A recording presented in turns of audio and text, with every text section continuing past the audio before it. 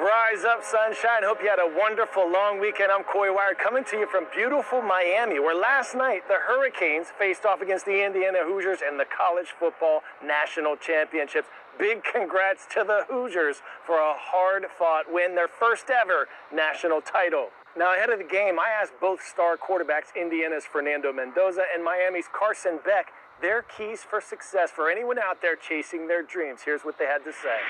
No matter what star recruit you are, if you're too big, too little, you're not high ranked enough, you could do it. You could do it. You got to put the work in. And as a kid, I always heard these messages. And I'm like, okay, does that really mean that? A little bit of self-doubt. But now having lived that experience and lived that journey, it really has come full circle to me, and I always want to share the same message to those youngsters. Especially in these, big moments where the pressure is super high, the expectations are super high. I'm calm, I'm cool, I'm collected. It's, you've been in these moments before. That's what I tell myself, and just go out there, have fun, and enjoy it again. Regardless of what happens, it's a game of football. You're out here having fun, playing the game that you've loved since you were 5 years old.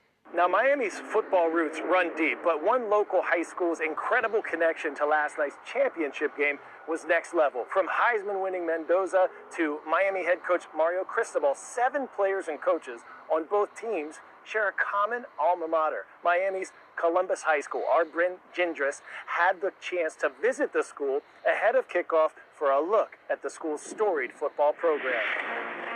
Go 25 miles south of Hard Rock Stadium in Miami, where college football's biggest showdown is set for Monday night, and you'll land here, Columbus High School, a school that's, got some skin in the game. We have 7 people with Columbus alums that are all tied to this game. Welcome back. Oh, thank you. That's Columbus's football coach, Dave Dunn. We first met last year when we came to chat about Fernando Mendoza, Indiana's breakout quarterback, a Heisman winner who played for Dunn. Last time I saw you, Fernando hadn't yet won the Heisman.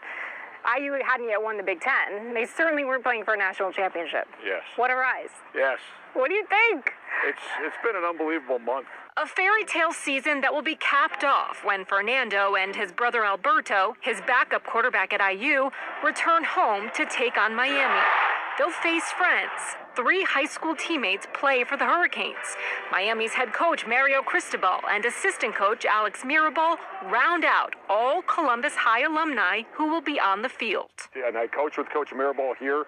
He was an offensive line coach here at Columbus, and Coach Cristobal's nephew is on our staff, and his 2 sons are on our team. All 5 players played for me here. What does it just feel as a coach? It's like a proud father moment almost. How many times am I get a chance to see 7 of our people compete for a national championship in our backyard? Are you getting text messages from friends saying, hey, coach, you should brush your shoulders off? This is pretty cool that you got this many players playing in a national championship game. A few of those, but probably more ticket requests. I've got more of those than I have accolades, but it goes with the territory. Let's go way back, shall Yeah. we? This is 1986 and 1987 school year.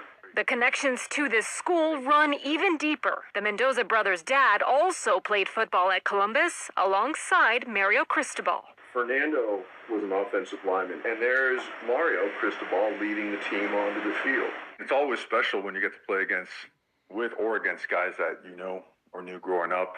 This is Haley's Comet. Yeah. This will never happen again. A Heisman Trophy winner from Columbus High School playing his hometown university, which he was a fan of, coached by 2 guys who played with his father in high school, and the game is in Miami. Figure that. What makes this school so special? It becomes part of your DNA. And I think that is passed on from generation to generation. So do you cheer for the person that thanks you in their Heisman speech, or do you cheer for the side where you're friends with the coaches and you coach some of those players? It's like trying to pick your favorite kid. It's not an easy question to answer. So I'm there to root both teams on. And do you have a shirt that's like split in half? No, I don't yet. Someone asked me what color you're wearing, red or green. I go, I'm wearing blue. 10-second trivia. Southern Chile is part of which larger geographic region? Amazon Basin, Altiplano, Patagonia, or Gran Chaco?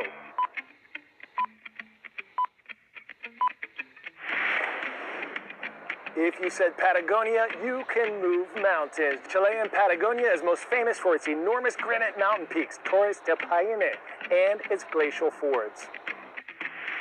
A series of deadly wildfires is wreaking havoc across Chile's southern region right now.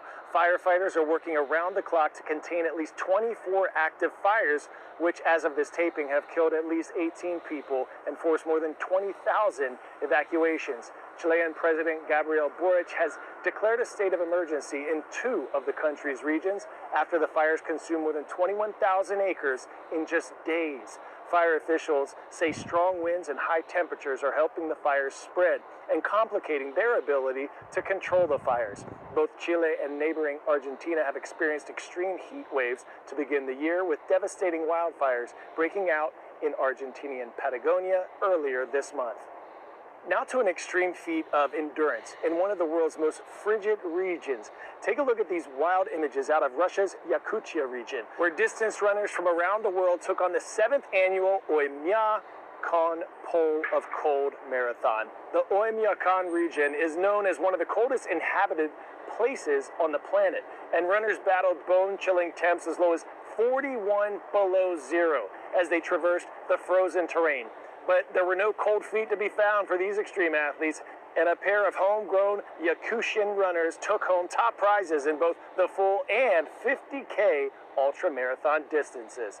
Next up, the story of figure skater Maxim Naumov, whose life changed forever in an instant and whose resilience is now carrying him all the way to the Olympic stage. We caught up with Max just as he earned a spot on Team USA.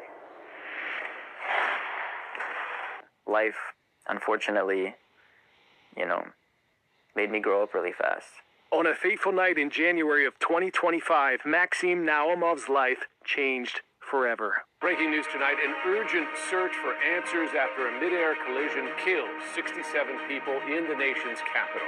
Maxim's parents, Evgenia Shishkova and Vadim Naumov, were aboard American Airlines Flight 5342. After their tragic deaths, he was left devastated, but he found returning to the ice to be therapeutic. Lacing up those skates for the first time was one of the most difficult things I've ever done in my life. But as soon as I stepped onto the ice, again, just the overwhelming support, the hugs, the tears. The path to healing was in doing the difficult things. So I knew I needed to pursue that if I wanted to get through, one of the most difficult things in my entire life. And that's when I knew I had to. And it was for them as well. I know they would have said the exact same thing. A year after losing his parents, 24-year-old Maxim's perseverance is leading him to the Winter Olympics in Italy. He won't be going alone, though. He held up pictures to honor his parents while waiting for his scores at the U.S. Figure Skating Championships. I really wish anything in the world for them to be there. So I just told them that we did it. We did it, and we made it. I pray they're smiling down on me now. The value of resilience in our family, never giving up, pushing and gritting your teeth and fighting tooth and nail for every single thing that you possibly can. And I know that whatever it is that life throws at me, I'll be still standing.